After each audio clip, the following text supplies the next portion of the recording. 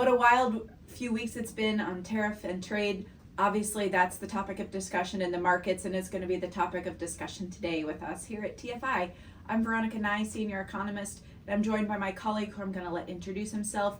But we're going to talk about all the things exciting that have been happening on the trade front over the last week and a half. Ryan Bully, Vice President of Government Affairs here at TFI, and yes, Veronica, it has definitely been quite the roller coaster to use a term. So we had, a lot of tariff activity in February, and then a lot of work on that in March, and then on April 2nd, Liberation Day, as I think the White House termed it, the president announced a series of different tariff measures. One was a 10% global baseline tariff on all countries where the U.S. has permanent trading relations, with a few exceptions, which we'll get to here shortly. And then also announced during that same, as part of that same executive order, that for a set of countries there would be another higher round of country-by-country tariffs that they've deemed reciprocal tariffs. It's a head-spinning environment right now. Canada and Mexico earlier in the administration had a 25% baseline tariff on imports put in place from those two countries. And then over time, the White House did put in some carve-outs to those, including on goods that comply with the USMCA rules of origin, as well as then capping potash that isn't compliant with those rules of origin at 10%. Those have not changed. Those still remain in effect, including of all of those various carve-outs.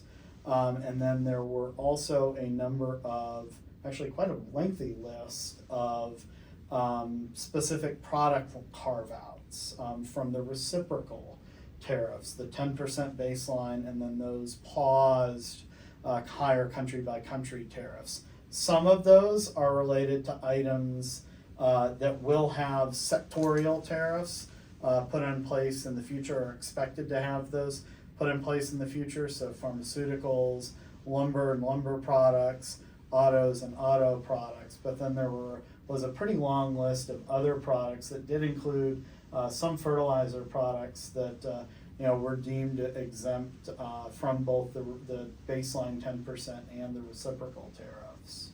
Yeah, and that list, I would certainly encourage folks to look at those very specific product lines because there might be some surprises in there for you as the way you trade and as your products might not necessarily match that tariff line description. But in addition to those exemptions, there's also a Group 2 list of products, countries, which we don't have permanent normal trade relations with.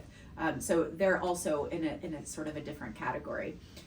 We've talked a lot about, over the last several months, different products and where we source them as far as our import partners. And I think it's a good example of the fact that we see product exemptions, we see country exemptions, and different countries treated differently, that the total impact of these tariffs, which even at 10% is the highest tariffs we've faced in the United States since the Great Depression, that different countries and different products will react in different fashions. So for example, monoammonium phosphate, MAP, and DAP, diammonium phosphate, we source a lot of that product from places like Saudi Arabia, Tunisia, which are on the 10% list, whereas something like potash, where most of our imported product is coming from Canada and Russia. So that's true for fertilizer. That's true for every product across the economy.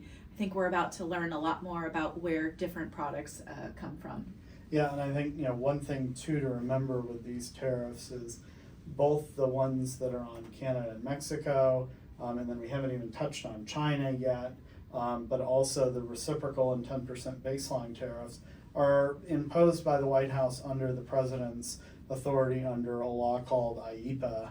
And that gives the president, at least as it stands now, quite a bit of latitude to impose those tariffs, but also modify them and take them off and pause them. So I think that's another point that we're continuing to watch if there are adjustments to that Annex 2 list of individual products, because we know that's even already gone through some change, and just continuing to watch that, as that evolves and makes changes, which, I mean, if we're talking about changes in tariffs, that China has been probably the hotbed of that, where we, first saw them under, a 20% tariff due to fentanyl, and now today, Chinese products are at, in general, under a 145% tariff, because we still have that 20% tariff.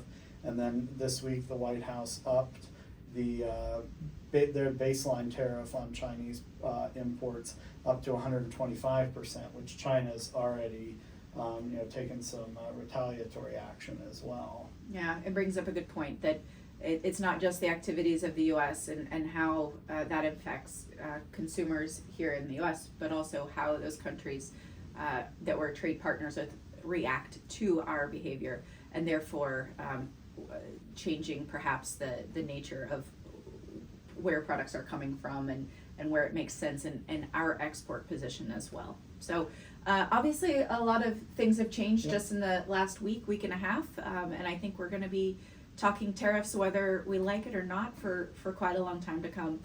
So I'm sure we'll visit on this again, but thanks very much for joining us today, and Ryan, thanks for having this conversation.